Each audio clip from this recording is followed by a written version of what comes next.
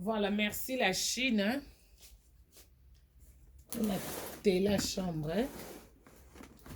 La chambre yango. Yango eye. Télé dans la chambre. Un grand merci à la Chine. Maman. Aïe aïe. Ah maman, aïe batika.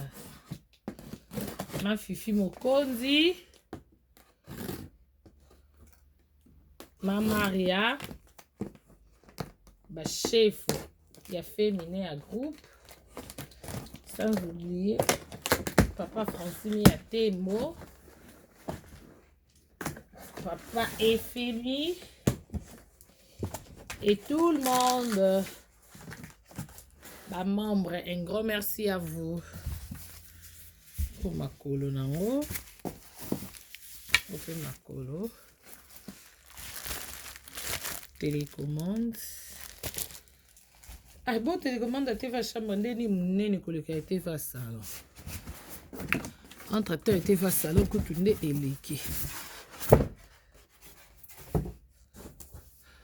Voilà ma télé. Waouh, c'est mignon.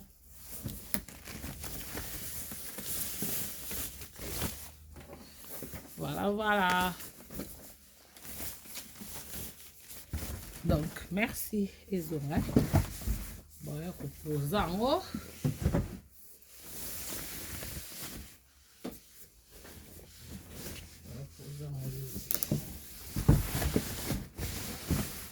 Donc, voilà.